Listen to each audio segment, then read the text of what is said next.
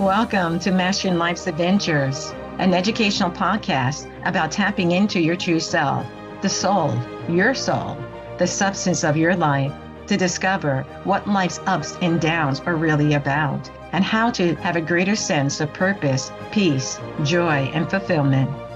I am Dr. Judith Holder, your host, coach, psychologist, fellow seeker who enjoys diving into the connections between spirituality, psychology, wellness, and your everyday life's adventures. All preparing and polishing you like the facets of a magnificent diamond to be your best self. If you're craving more from your life, you are in the right place. Come, let's journey together and transforming what you know into who you really are. Mastering Life's Adventures begins now. Hi, I'm back with a delightful guest who's going to share a little bit about herself, and then we're going to launch into this topic in this segment of Real Life Adventures in Living regarding from the breakdown comes the breakthrough. That's a great aspect to talk about with my special guest. Kristin, why don't you introduce yourself? Hello, I'm Dr. Kristin Wild, and on a personal note, I'm solo mama to 2 daughters and 5 cats and several houseplants, as you can see in the background here. I live on the west coast of British Columbia in Canada. I live on the lake, so fortunate to just have this beautiful lifestyle out here.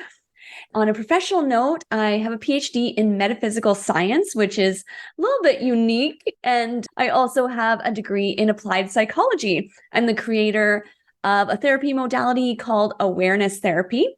And I'm probably most well known for helping women overcome autoimmune conditions.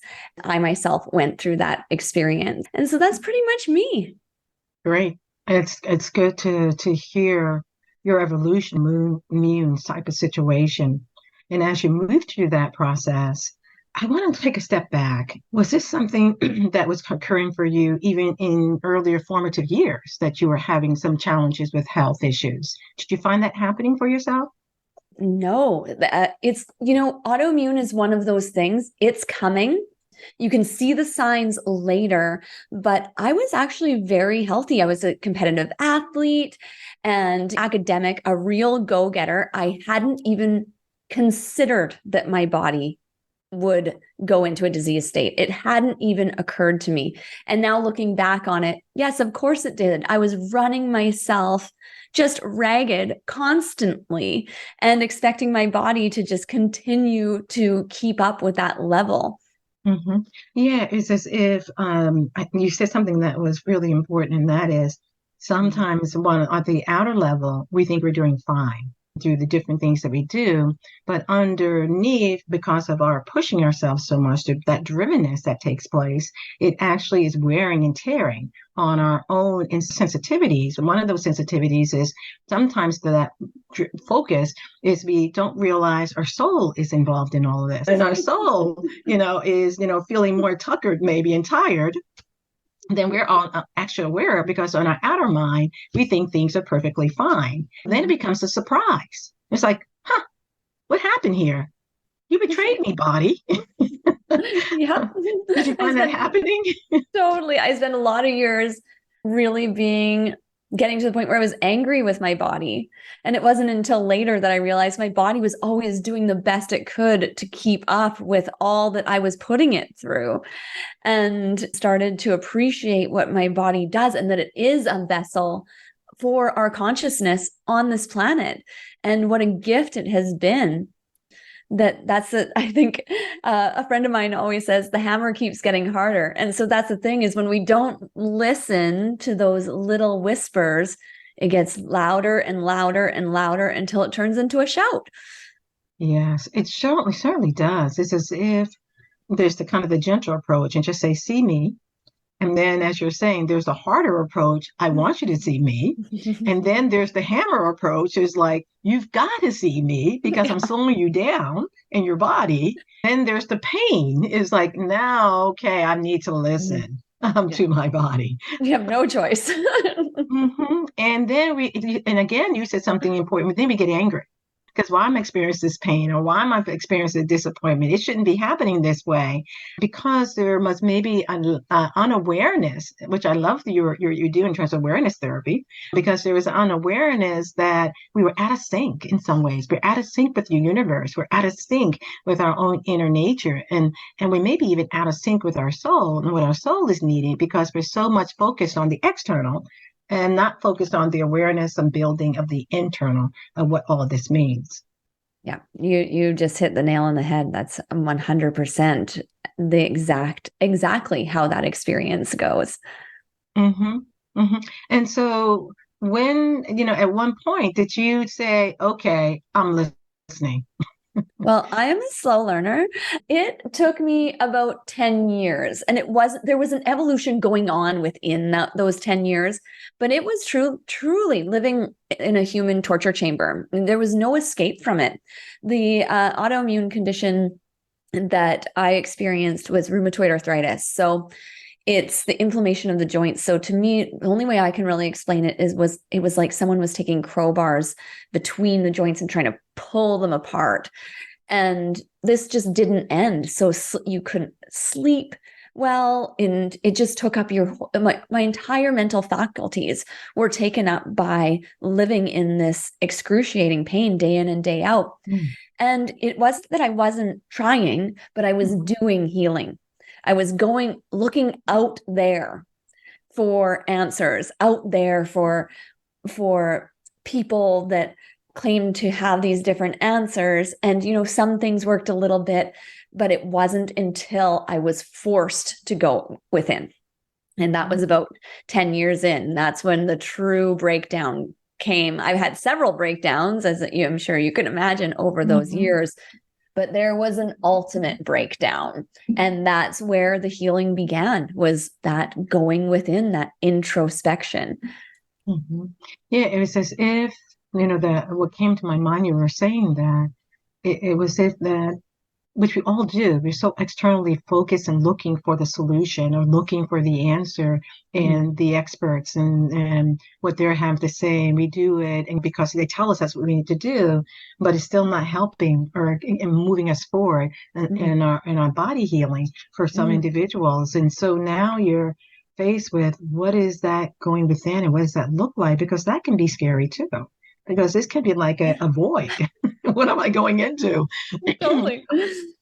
Yeah. So there was some glimpses along the way of these aha moments where I was really, when you have those moments where you are just so broken down, you're crying on the floor, there's fluid coming out of all parts of your face. And in that moment, I had a few moments throughout the years where I would have these breakdowns, and then there was almost like someone else there, that was observing it, that was just totally at peace and was unaffected by that.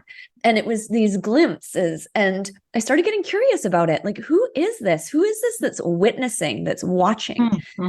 And, it was really just coming into awareness of that.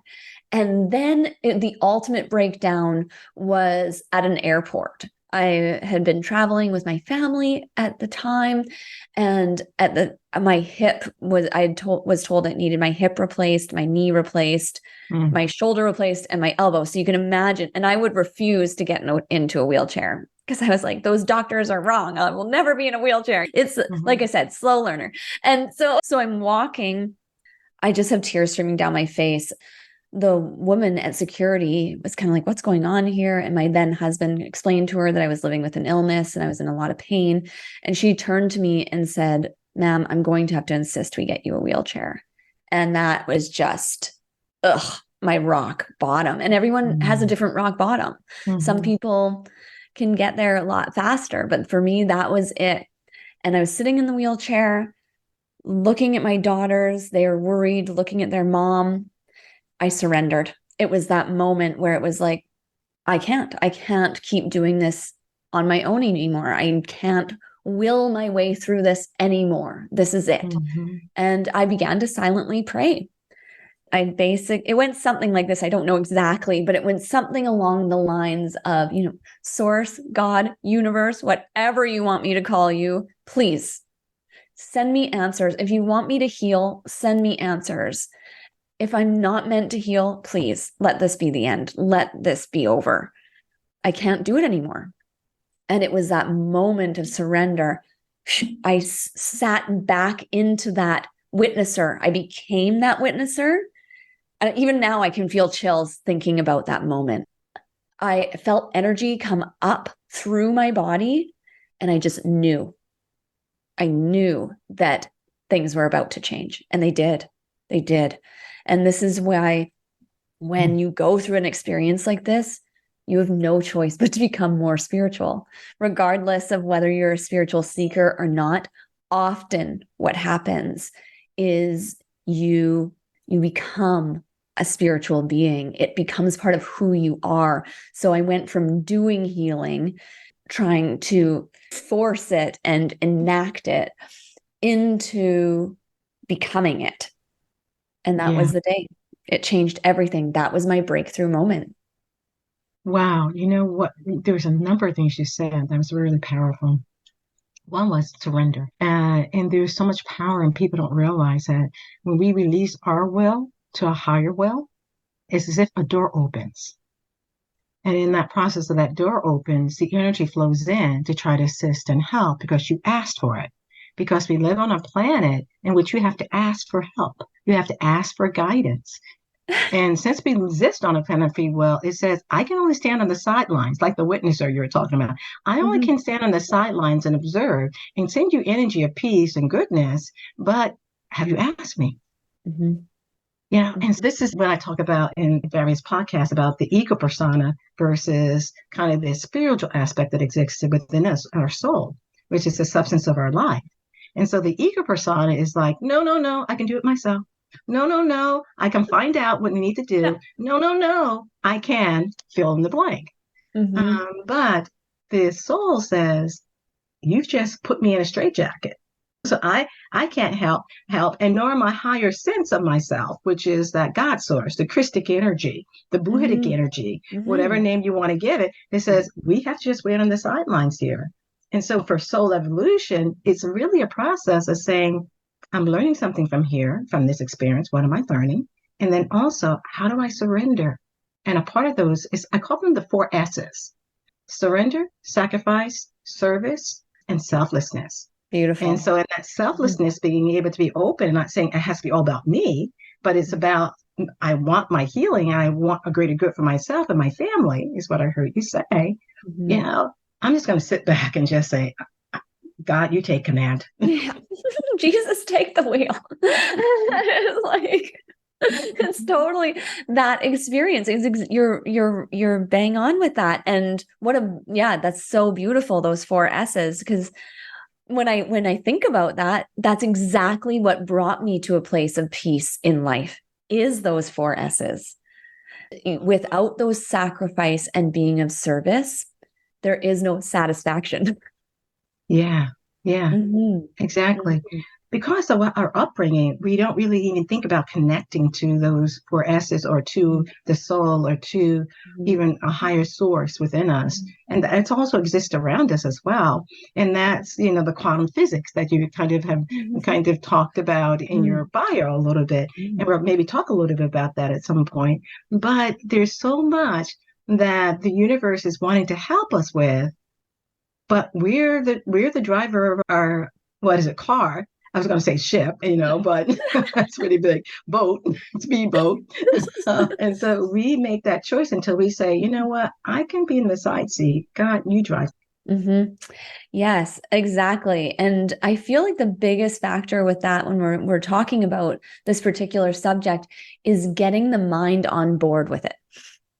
It's easier said than done, but when you can bring the mind, body, and spirit into agreement, then you're in flow. Then you're having that human experience as a soul. You get to live it out. And it is a practice. It really is, of that introspection, consistently going within and sitting more in that witness seat instead of that letting the mind run the show. I can't remember who said it, but there was a philosopher that said the mind makes an excellent servant and a terrible master. Yes, that hits so well with what I say about Mhm. the mind is a part of the ego persona. Mhm. And it's supposed to be subservient, Mhm. to our soul, our higher source, our I am presence, the Atman, the God source, Buddhic source, whatever you want to call it. It's supposed to be Mhm. under the dominion of that. But Mhm. somehow our mind, has occupied the kingship, the queenship. Yeah. Well, and it was entrained into us. This is the thing, is we were traumatized generation, raising traumatized generation, raising traumatized generation. And you can see the innocence of how we got here. And also how it was necessary for this evolution of consciousness. Because without that, we were talking about that strife and striving and going through these very difficult experiences, we wouldn't have had the opportunity to grow spiritually, because we would have just been wandering around and la la la. We wouldn't have had that opportunity to become more. Yeah, it's as if through our striving, we come to be aware that there is the opportunity to grow and advance. And my mind goes in two different directions. One in the direction of, striving moves us in a greater alignment to our true self if we're surrendering, like you're saying. And then the other path my mind moves me into is God doesn't want strife in our world. Yeah. And what the preference is to the God and soul is harmony. Mm-hmm. Yeah. And Yeah. sometimes because we're outside of that and we're more towards too much on the strife aspect, that we don't get into understanding where's the point of harmony and what is the point of peace in this situation, regardless of what I'm going through. And how I call upon a higher source to guide, guard, and direct me as much as the great law will allow. Because there's certain experiences we may have to go through in order to have certain learnings to take place. And that's what part of the soul evolution is. There's certain experiences, and sometimes they're hard to discern what they are, but that's what the quest of the path of being on as a seeker, to be able to start to discern those nuances about what I really need to be able to do and what is false to what is my greater good. Yes. And then to add more to that as well is all of our souls are here on different paths, here for different experiences.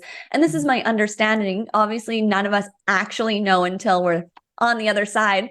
But this is my understanding through study and just hearing near-death experiences, that we all come here with different soul plans. Some of us are gung-ho to go and we want to evolve as quickly as possible. And how do we do that? We go through a great deal of adversity. We chose it. When you're in the middle of it, it's like, how did I choose this? How did I choose this? When you are on the other side of it, you see the gifts, you see why it was necessary, you see why it was so important. And then on the other end of the spectrum, we have souls here that are on vacay. They're like, I'm just going to cruise through because, and you can see that. You're like, how does a person eat whatever they want? They have the perfect job. They have no problem with money. They have the great house and they just cruise through life. How did that happen? And it's because that's what they chose. They're like, I'm taking a vacation this life. Who knows what they did last life? And so they're like, I'm going to Earth. I'm going to go have a great time. I'm going to go hang out with the ocean. And then there's know that I'm on the opposite end of that. I came here to learn some stuff. And so that's often where people get so frustrated in that, where it's like, God's punishing me. And it's like, no, it's this, you came here to have this big experience. For you to get there, you had to go through a lot of adversity very quickly. Right, exactly. You said that very nicely because of the different paths and different soul evolutions that are taking place across the planetary body, there's a greater diversity of activities. And so that's why we have to reduce the comparison of ourselves to others, because life looks greener on the other side. And in actuality, it may be or it may not be, but it may not be in alignment with what our soul is needing in terms of its direction and purpose, living life on purpose. And so as we go through certain experiences that are painful or challenging, that are, things we say, oh my God, I'm glad I'm done with that. But then it shaped you. It formed you like the polishing of a diamond, Totally. into something to glisten that you realize I got so much out of that. I'm glad I'm not in it again. Yeah, not going back there. What you said, though, was important. I had to change my mindset. Yeah, it's all the mind. It's all the mind. And as I change my mindset, it helps to change my feelings and how I feel about things. As I change my feelings, I now become moving into a greater alchemy of realizing mind plus feelings shapes like a potter's wheel and a vase that we're trying to form, and then we're surrendering it to that flow of that potter's wheel, to which is God's flow, when it needs to be formed and what it needs to look like, as we're putting our hands on it, to being focused around how our mental faculties are and how our emotional or feeling faculties are, that are in attunement and harmonious with our greater good. Absolutely. That reminds me of a quote from Byron Katie, that the only form of suffering is unquestioned thoughts. It really is. This is where we can be in pain in our bodies and not suffer. Right. And because it's all within the mind, in the mind's perspective that it's putting on whatever the circumstance is, in its judgment of the circumstance. And when we question the thoughts and we come back into alignment, suffering ends. Isn't that wonderful? I like that, because it is as if we are the holder of the key. We are. It's going to be whatever condition we find ourselves in, that we can open it and open the door and move out of it through understanding the power of the mind, and also the power of our spiritual nature that exists within us, that wants to support and help us as we're moving through. So yes, we may be in pain, but it may not be to the pain that what people experience externally to us, but it's a pain awareness that's creating for us. And through that awareness, we are making choices and decisions that are of a higher frequency and vibration that allows us to move through the experience more graciously. Absolutely. Yes. And this reminds me of a time, this was just before I went through my healing experience. I was on a retreat, and it came to me that I was like, I'm like in this golden cage where it was really fun in there. It was distracting. There were so many beautiful things. There's a circus going on, and all these things were entertaining. You want to hang out in there. And then you turn around and you realize, oh, there's a door and it's unlocked. And all I had to do was open it and fly away.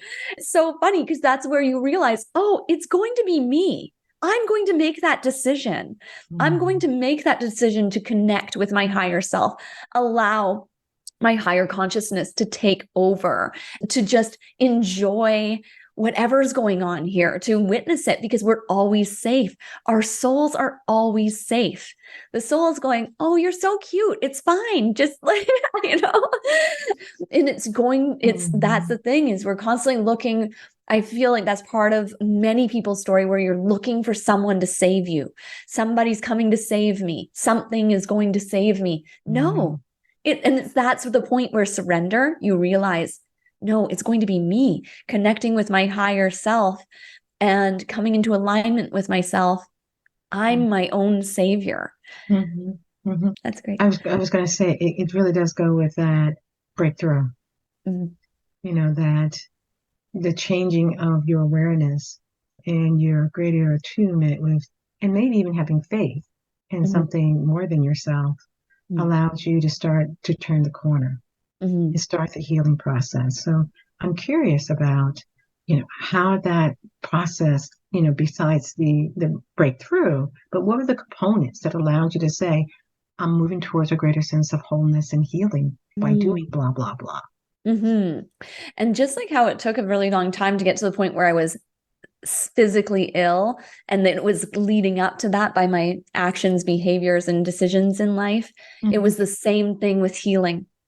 And it was like almost reversing out of that and coming back to the childhood innocence, back to the curiosity, back to the being okay with tomorrow being unknown. Just living in that moment. And it was truly, I just allowed whatever came in, download, or whatever we want to call it, whatever came in, I listened. I was like, I'm just going to listen. I've tried to figure this out myself with my mind for a decade, and it hasn't worked. So what's the worst that I could happen if I just allowed that higher consciousness to take over. Well, it's a lot better, I can tell you. The answers started coming in ways where it was now in flow. So the day after I had that profound experience, I just had this thought: Google a nutritionist who has cured themselves of an autoimmune condition. And I found one right away. And I've Googled stuff like that before, but now it was coming from that higher consciousness. I was flowing with what's each step as it came, instead of trying to figure it all out. Sure enough, I did. I got a hold of her. By the end of the day, I had paid her a great sum of money to work with me. That was the first step. And there's many keys to healing. That's the thing, is you bring them in. And that's why I have a program, because we hand people the tools. And it's like, okay, this tool might be the perfect tool for you right here, right now, but they're going to use the tool. And that was the same thing for me. It was like, oh, people can teach me the tools. I can learn from.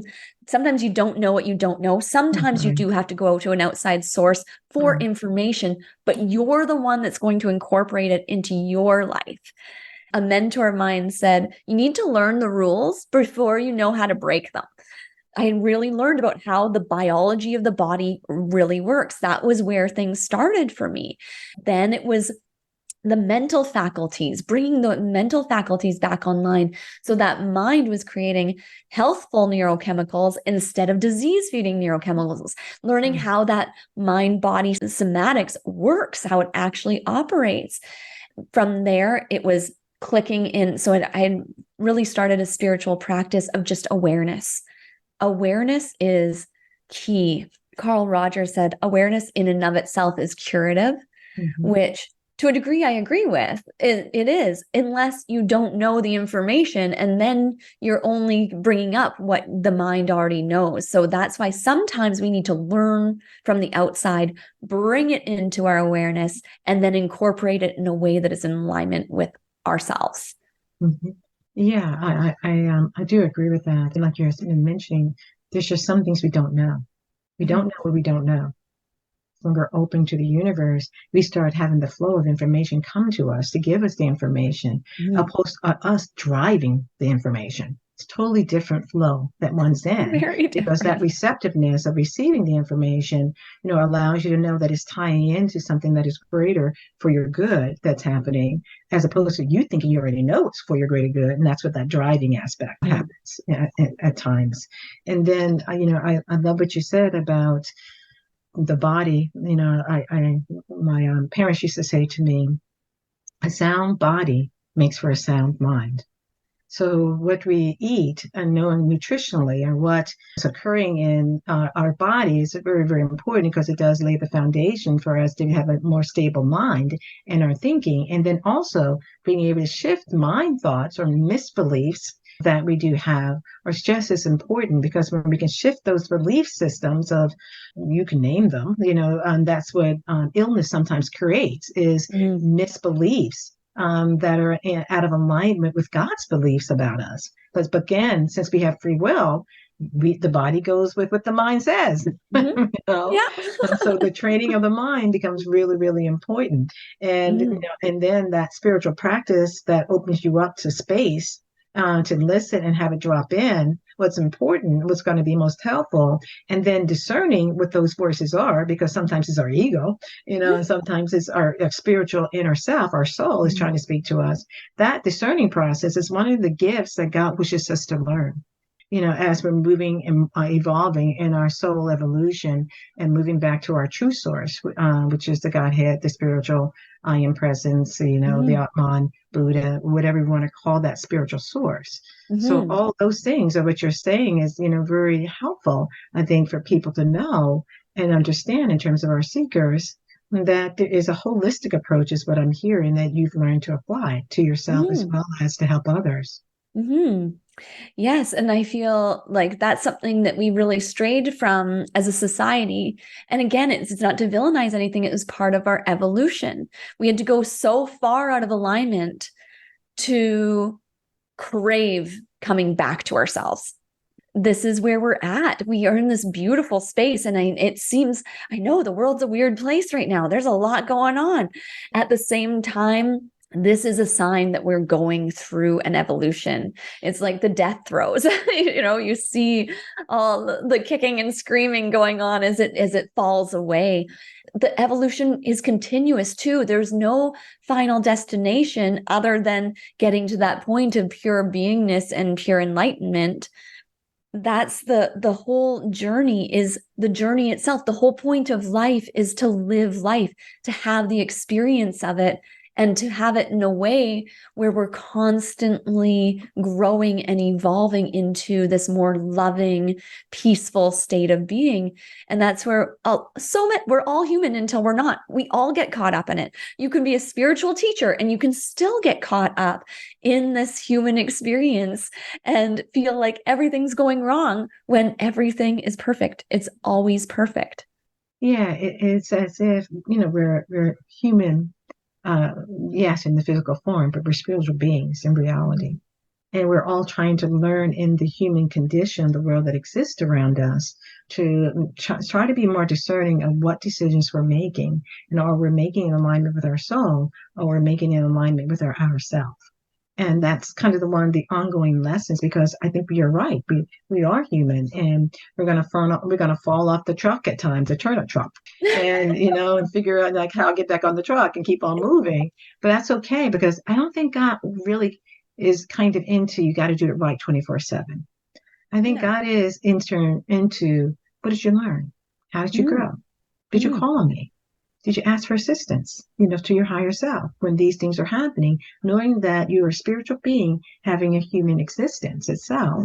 So what do you turn? Do you turn to always a human, or did you turn towards the God source? Your real true essence of who you really are. And that's what the soul wants you to be able to do, is turn to your soul, the substance of your life, in order for you to be able to continue to evolve and grow. That doesn't always happen.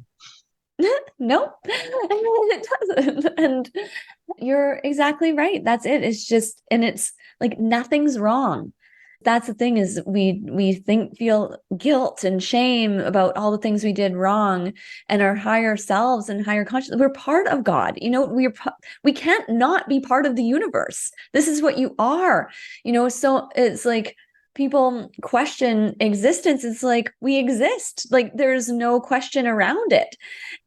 It's impossible to cease to exist, even when we change form. And so it's like, oh, okay, well, I'm here now. I'm in a body, having an experience. And even me having these feelings of anxiety and stress is part of the human experience. And we want to push those things away and avoid them. And it's actually what makes them grow.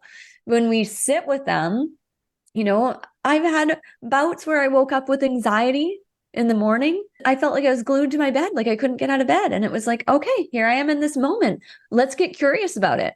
What's going on here?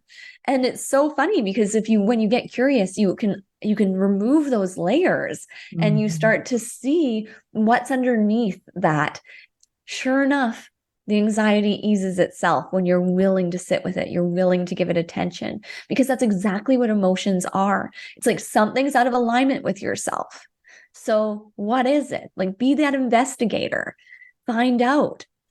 Yeah. When you talk about emotions, I think of energy in motion. That energy is always in motion around us, vibratorily, in many different levels that are taking place.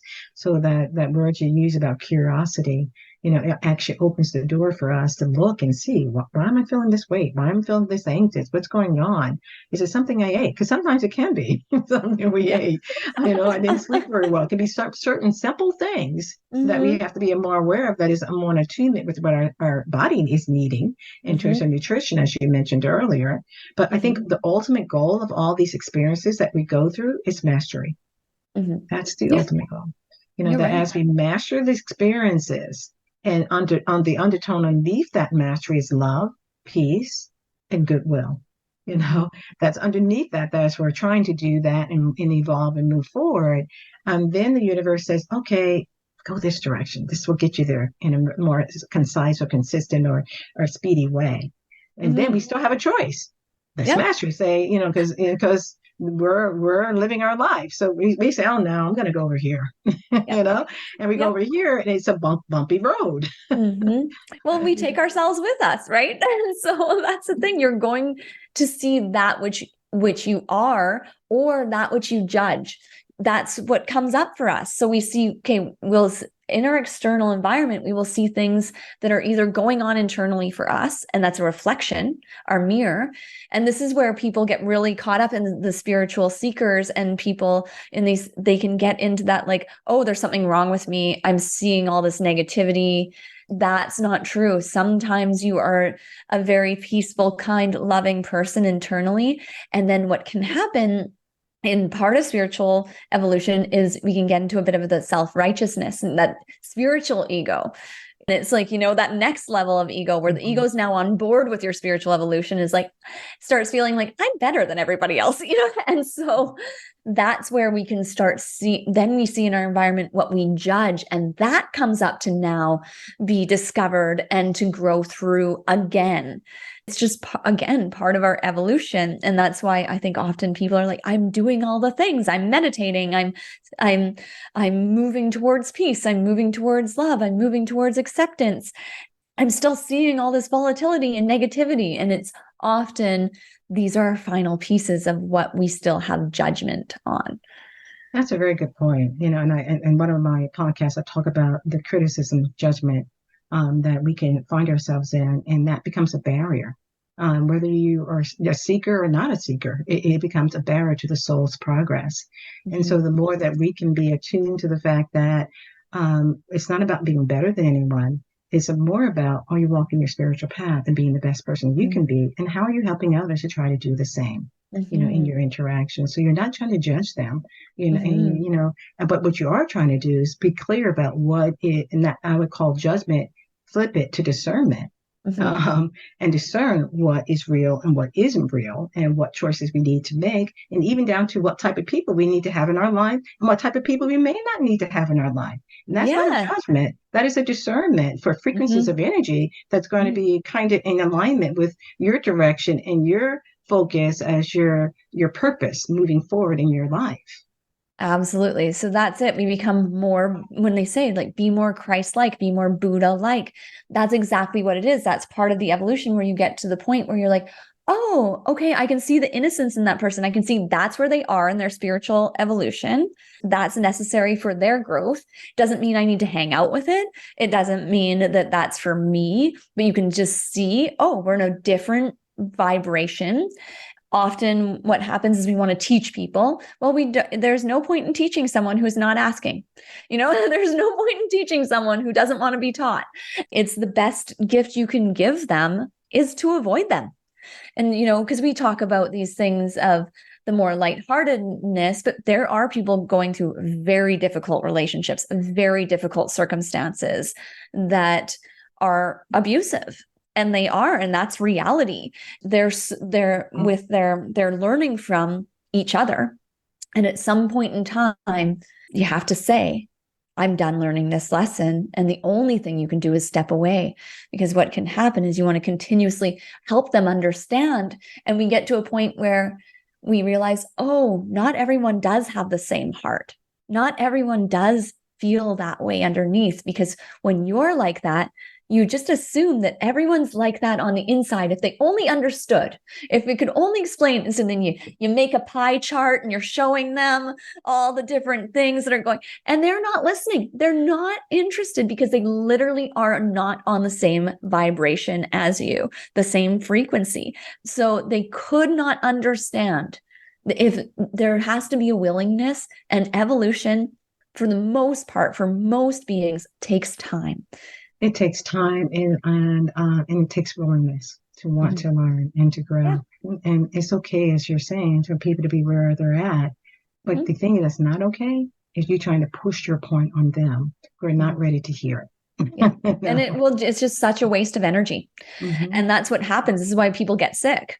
They stay in environments that are not conducive to their wellness, because they feel, to be a good person, I'll just keep giving. I'll just keep giving. I'll just keep giving. And it circles back to that receptivity of being willing to receive, finding self-value. I'm a person. I matter. And my health and well-being matters to the planet. That's actually the most important part. It really is learning, like, oh, okay, I actually can step away from these relationships, and it's unraveling all of those old paradigms that we've been entrained into. You have to stay, you have to work, you failed if you exit relationships. No, the lesson's done. It's over. Move on.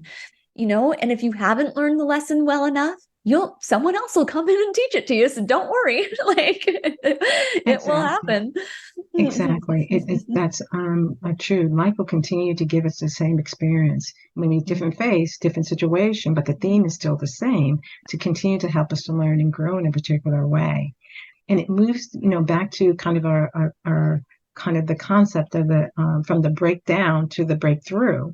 And sometimes it takes different lengths of time for people to break through, as you said earlier, to a greater level of awareness or frequency or attunement, with themselves and the lessons that are being taught or trying to be learned from itself. So, as you're thinking about all that we've been talking about, is there any key word or phrase or statement that you think you want to leave with the seeker? And as we've been talking about this, all this wonderful information about how you've evolved, and also your perceptions about what goes on with other individuals and how you try to serve and help them as well. I would just say, really, it's, as Ram Dass says, so simple, be here now. So keep coming back to that. And it's really great to have a mantra that works for you. For instance, super simple one that I love and use all the time is, there is always more. So, when you're feeling lack or feeling like there isn't enough, or you're not going to have something, there's always more. There's always more. And then your mind expects it. And then that's the future you step into. And these simple things, just bring yourself back in. Where am I right now, in that awareness of what's going on right here, right now? And there is always more coming my way. Exactly, which builds a measure of faith and awareness of that there is always more. And the statement that sometimes I say to myself, at the adding to that piece that you're making mention of, is God is my sufficiency. That God is my sufficiency, and whatever looks to be a deficit or a lack thereof or not enough or whatever it means, no, that's kind of the human aspect, and then they look like, but I'm going to hold on to the God, the Lord, the I am presence, the Christic, the Buddhic light is sufficient, is my sufficiency, and that flow of energy that is so important to us to continue to grow and advance in our soul, as well as in helping others to do the same. Beautiful. So what I would like to invite you is to share with our seekers where they may find you, if they were interested in learning more about your services. Yes. So my probably just my website is the best way to start, and it's Modern Health Solution, no S. I made the mistake of making a company name that you could put an S on the end. So modernhealthsolution.com. We support women in overcoming autoimmune with a stellar success rate. And so these are diseases that people are told are incurable, they're going to have for life. Just that alone, knowing that there is hope and that there are so many, I've worked with hundreds of women now. You can overcome these things. And we're moving through this belief system into a new way of living and existing. That's what we do. We support people in navigating those chronic conditions, triumphing over them. That's wonderful. And I think, some of what you shared in the podcast, I think listeners should go back and listen to about how you go about doing that and looking at these different spheres of the physical nutrition, and then looking at the mental component of things, the emotional component and the spiritual component, which makes a holistic, nice way of looking at how to heal autoimmune disease, because you're really taking more of a higher approach to it than the basic mundane approach to how people think, well, you only need to do A and that's it, but not looking at the other components. We love a quick fix, but it doesn't work. So The only way Exactly. out is through. It really is. Exactly. And so I know that's a nice way to end from the breakdown comes the breakthrough. What we've been talking about with Kristin, and I would love her to come back to have a part two to talk about some other compete pieces of looking at this holistic view of healing and the mindset that requires for that to take place. So thank you, Kristin, for your time, and look forward to seeing Seekers the next time. Take care. Bye. Thank you for joining me for this episode on Mastering Life's Adventures, being your best self through soul evolution. If you have enjoyed what you've heard today, I would be delighted if you would share this episode with others, leave a thumbs up, and subscribe to my Mastering Life's Adventures podcast. Look forward to your joining the next episode. Please leave any comments or suggestions you might have below. Bye for now.